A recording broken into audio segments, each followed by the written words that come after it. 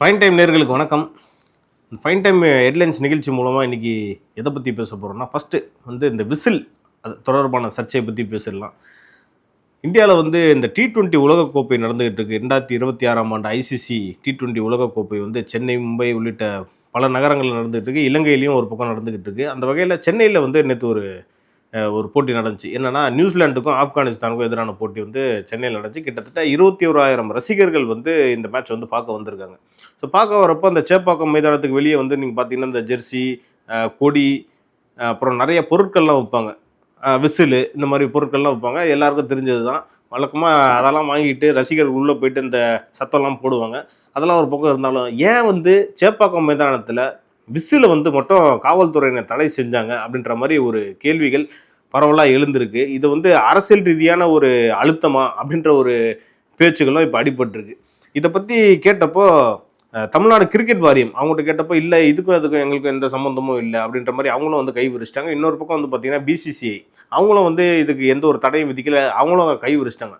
இதனால் காவல்துறை தான் இந்த விசிலை உள்ளே கொண்டு போகக்கூடாதுன்ற மாதிரி சொன்னதா பல பேர் ஒரு பக்கம் சொல்லிக்கிட்டு இருக்காங்க. ஆனால் காவல்துறையிட்ட கேட்டால் அவங்க என்ன சொல்கிறாங்கன்னா, இல்லை இந்த மாதிரி தடையெல்லாம் எதுவுமே நாங்கள் விதிக்கலை, இது சமூக வலைதளத்தில் தவறாக செய்திகள் பரப்பப்படுது அப்படின்ற மாதிரி அவங்களும் இந்த மாதிரி எக்ஸ்ப்ளனேஷன் கொடுத்துட்டாங்க. தாவேகா தரப்பினர் என்ன சொல்கிறாங்கன்னா, எங்கள் கட்சிக்கு எலெக்ஷன் கமிஷன் இந்த விசில் சின்னத்தை ஒதுக்குனதுக்கு அப்புறம் தான் எல்லாரிடத்துக்கும் ஒரு அச்சம் ஏற்பட்டிருக்கு. அதனால தான் குறிப்பாக ஆளுங்கட்சியான திமுகவுக்கு இது வயிற்றில் புளியை கரைக்குது அப்படின்ற மாதிரி அவங்க ஒரு கருத்துக்களை சொல்லிட்டு இருக்காங்க.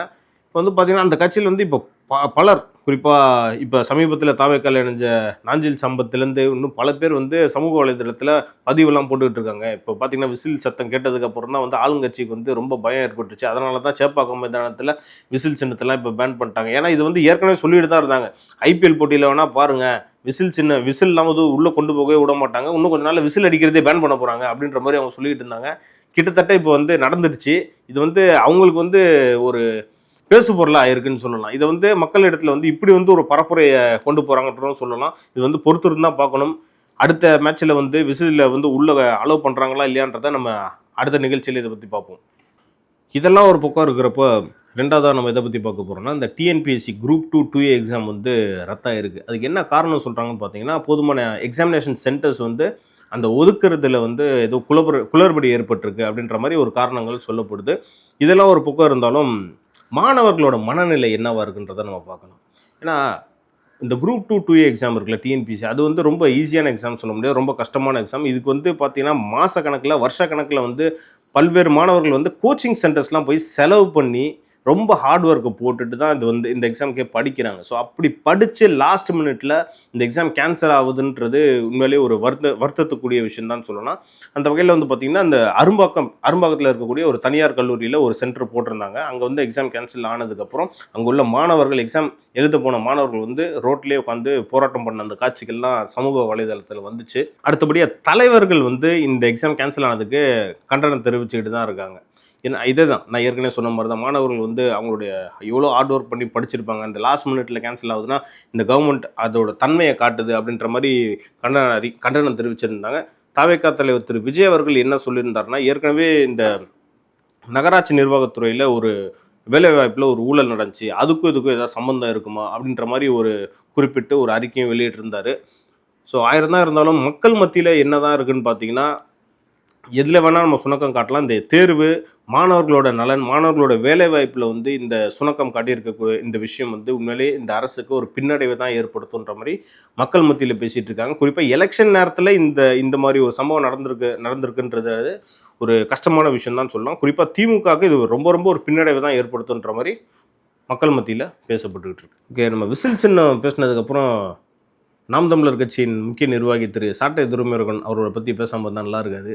அவர் சமீபத்தில் தேனியில் போயிட்டு ஒரு நாம் தமிழர் கட்சியோட அந்த பொதுக்கூட்டத்தில் பேசிகிட்டு இருக்கிறப்போ என்னாச்சுன்னா, அந்த ரோட்டில் தாவேக்காவுடைய ஆதரவாளர்கள் பைக்லேயும் கார்லேயும் ரொம்ப ஸ்பீடாக போயிட்டு இருந்தாங்க. அதை பார்த்தோன்னே இவர் சாட்டை துரைமுருகன் என்ன சொன்னார்னா, உங்கள் தளபதி வாழ்வார், நீங்கள் வாழணும்ல, அதுக்கேற்ற மாதிரி நடந்துக்கோங்க, பொறுமையாக போங்கப்பா அப்படின்ற மாதிரி சொன்னார். அதுக்கு முன்னாடி தாவேக்காவுடைய நிர்வாகி லெஃப்ட் பாண்டியன்னு நினைக்கிறேன், அவர் ஒரு மிரட்டல் விடுக்கும் தொனியில் வந்து ஒரு வீடியோ வெளியிட்டிருந்தாரு சாட்டை துரைமுருகனுக்கு எதிராக. அதை பற்றி ஒரு வழக்கம் பதிவு செஞ்சதா எனக்கு நினைவு. இப்போ என்னன்னா இதெல்லாம் பார்க்குறப்ப அவர் என்ன சொன்னார்னா, நீ முடிஞ்சா நீ தேனிக்கு வா, அப்புறம் பார்த்துக்கிறேன் அப்படின்னு அவர் ஏதோ காணொலியில் சொல்லியிருக்காரு போல. ஆனால் இவர் வந்து திரு சாட்டை துரைமுருகன் மேடையிலே சொல்றாரு, நான் இப்போ தேனியில் தான் இருக்கேன், முடிஞ்சா என்னை வந்து தொட்டுப்பாரு அப்படின்ற மாதிரி சொன்னதுக்கப்புறம் தான் அந்த பொதுக்கூட்டமே வந்து ரொம்ப ஒரு ஒரு ஆக்ரோஷமாக ஆச்சுன்னே நம்ம சொல்லலாம். ஸோ அதுக்கப்புறம் தான் வந்து பார்த்திங்கன்னா நாம் தமிழர் கட்சியினர் இடையே அப்புறம் தாவேக்காவினர் இடையே வந்து ஒரு மோதல் போக்கு மாதிரி ஏற்பட ஆரம்பிச்சுது. அதுக்கு உடனேயே வந்து காவல்துறையினர் குறுக்கிட்டதுக்கப்புறம் அங்கே நிலவரம் வந்து கட்டுக்குள்ளே கொண்டு வந்துட்டாங்க.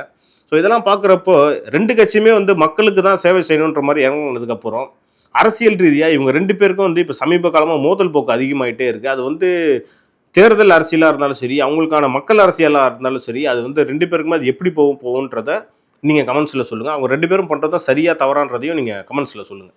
ஸோ இதெல்லாம் ஒரு பக்கம் இருக்கிறப்போ காங்கிரஸ் யாரோட கூட்டணி அமைக்கும் அப்படின்ற ஒரு கேள்வி பரவலாக வந்து ரொம்ப அரசியல் களத்தில் ரொம்ப நாளாக பேசு பொருளாக இருக்குன்றது எல்லாருக்குமே தெரியும். ஏன்னா இன்னொரு பக்கம் என்ன சொல்கிறாங்கன்னா, காங்கிரஸ் எம்பி மாணிக்கம் தாகூர் வந்து சமீப காலமாக திமுகவுக்கு எதிராக அந்த பேசிகிட்டு இருக்காருன்றத காட்சிகள்லாம் நீங்கள் பார்த்துருப்பீங்க. இப்போ கூட ரீசெண்டாக அவர் என்ன சொன்னார்னா, காங்கிரஸ் தரப்புலேருந்து இந்த கூட்டணி பேச்சுவார்த்தை நடத்த எப்பயோ நாங்கள் குழு அமைச்சிட்டோம், கிட்டத்தட்ட டிசம்பர் மாதமே நாங்கள் அமைச்சிட்டோம். ஆனால் திமுக தரப்புலேருந்து தான் இன்னும் இந்த குழு அமைக்கல, அதனால தான் டிலே ஆகுது அப்படின்ற மாதிரி சொல்லியிருந்தார். இதெல்லாம் ஒரு பக்கம் இருக்கிறப்போ இப்போ டிஎம்கே தரப்புலேருந்து திமுக தரப்புலேருந்து என்ன பண்ணியிருக்காங்கன்னா, குழுவே அமைக்காமல் சட்டமன்ற தேர்தலுக்கு அந்த கூட்டணி தொடர்பான பேச்சுவார்த்தை நடத்த யார் யாருக்கு எத்தனை தொகுதிகள் அப்படின்றத டிஸ்கஸ் பண்ணுறதுக்கு எந்த ஒரு குழுவுமே அமைக்காமல் இப்போவே பேச்சுவார்த்தை ஆரம்பிச்சிட்டதா ஒரு தகவலும் வந்திருக்கு. இதனால் ஏற்கனவே போன எலெக்ஷனில் பார்த்தீங்கன்னா திமுகவுடைய கூட்டணி கட்சிகளுக்கு ஒற்றை இலக்கையில் தான் கொடுத்துருந்தாங்க சீட்லாம். கிட்டத்தட்ட விசிகா கம்யூனிஸ்ட் கட்சிகள்லாம் பார்த்தீங்கன்னா சிங்கிள் டிஜிட்டில் கொடுத்துருந்தாங்க. ஆனால் இந்த வாட்டி அவங்கலாம் பார்த்தீங்கன்னா கிட்டத்தட்ட மினிமம் 10 தொகுதி, அதாவது மினிமம் இரட்டை இலக்கையில் எங்களுக்கு சீட்டு வேணுன்ற மாதிரி எல்லாருமே கேட்கறதுனால திமுகவுக்கு ஒரு ஒரு தலைவலி ஏற்படுத்தியிருக்குன்னே சொல்லலாம். ஸோ அந்த வகையில் அவங்க ஒருவேளை 10 சீட்டு எல்லாருக்குமே கொடுத்துட்டாங்கன்னா இந்த வாட்டி திமுக எத்தனை தொகுதியில் நிற்கும் அப்படின்றது தான் ஒரு கேள்விக்குறி. அப்படியே ஏன்னா போன வாட்டி கிட்டத்தட்ட 180 நினைவு, 180 மேலே தான் நின்றுருப்பாங்க. அப்படி இருந்தே வந்து பார்த்தீங்கன்னா 133 சீட்டில் தான் வந்து டிஎம்கே ஜெயிச்சாங்க.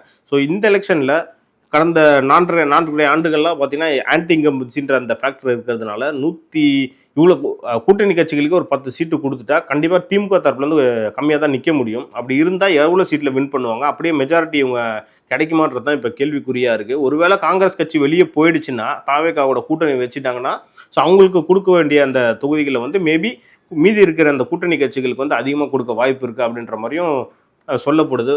எதாக இருந்தாலும் கூட்டணி அதெல்லாம் வந்து சாலிடாக தெரிஞ்சதுக்கப்புறம் நம்ம அதை பற்றி டிஸ்கஸ் பண்ணலாம். இதெல்லாம் ஒரு பக்கம் இருக்கிறப்போ திமுகவுடைய கூட்டணி கட்சிகள், அதாவது காங்கிரஸும் விசிக இடையே ஒரு சலசலப்பு ஏற்பட்டிருக்கு. என்னென்னா ரொம்ப நாளாகவே வந்து ராமதாஸ் தரப்பு பாமக வந்து திமுக கூட்டணிக்கு வருவாங்க அப்படின்ற மாதிரி பேசிக்கிட்டு இருக்காங்க. இதனால் என்னென்னா காங்கிரஸ் மாநில தலைவர் திரு செல்வ பெருந்தகை ஒரு விஷயம் சொல்லியிருக்காரு. அதாவது பாமக தலைவர் திரு ராமதாஸ் அவர்களும் இந்த விசிக தலைவர் திரு திருமாவளவர்களும் பேசினா எல்லாமே சரியாயிடும் அப்படின்ற மாதிரி பேசியிருக்காரு. இவருடைய பேச்சுக்கு தான் வந்து பார்த்தீங்கன்னா விசிக தரப்புலேருந்து இப்போ கண்டனம் தெரிவிச்சிட்டு இருக்காங்க. என்னன்னா விசிகாவுடைய நிலைப்பாட்டையே மாற்றணும் அப்படின்ற பேசுறது வந்து ரொம்ப தவறு அப்படின்ற மாதிரி திரு எஸ் பாலாஜி அவர்கள் செல்வ பெருந்தகைக்கு ஒரு கண்டனம் தெரிவிச்சிருக்காரு. ஸோ இதெல்லாம் ஒரு பக்கம் இருக்கிறப்ப விசிகாவுடைய தலைவர் திரு திருமாவளவன் ஏற்கனவே வந்து தெளிவாக ஒரு விஷயம் சொல்லியிருக்காரு. அதாவது என்னன்னா, மதவாத சக்திகள் இருக்கக்கூடிய இடத்துலையும் சாதியவாதிய சக்திகள் இருக்கக்கூடிய இடத்துலையும் என்றைக்குமே விசிகா இருக்காது அப்படின்னு தெளிவாக சொன்னதுக்கப்புறமும் திரு செல்வ பெருந்தகை அவர்கள் இப்படி பேசியிருக்கிறது வந்து 2 கட்சிகளிடையே ஒரு சலசலப்பை ஏற்படுத்தியிருக்குன்னு தான் சொல்லலாம்.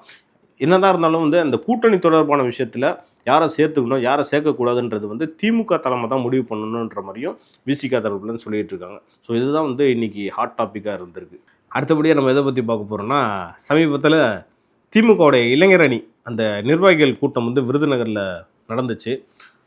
அந்த விருதுநகர் அந்த மாநாட்டை வந்து பார்த்திங்கன்னா திமுகவினர்கள் பேசுகிறார்களோ இல்லையோ, ஆனால் தாவேகா மத்தியில் தான் வந்து இந்த மாநாடு குறித்து அதிகமாக பேசப்பட்டுருக்கு. என்னென்னா, இது முழுக்க திரு விஜய் அவர்களை காப்பி பண்ணி தாவேகாவை காப்பி பண்ணி தான் வந்து திமுக நடத்திட்டு இருக்கு அப்படின்ற மாதிரி ஒரு விமர்சனம்லாம் வச்சுட்டு இருக்காங்க.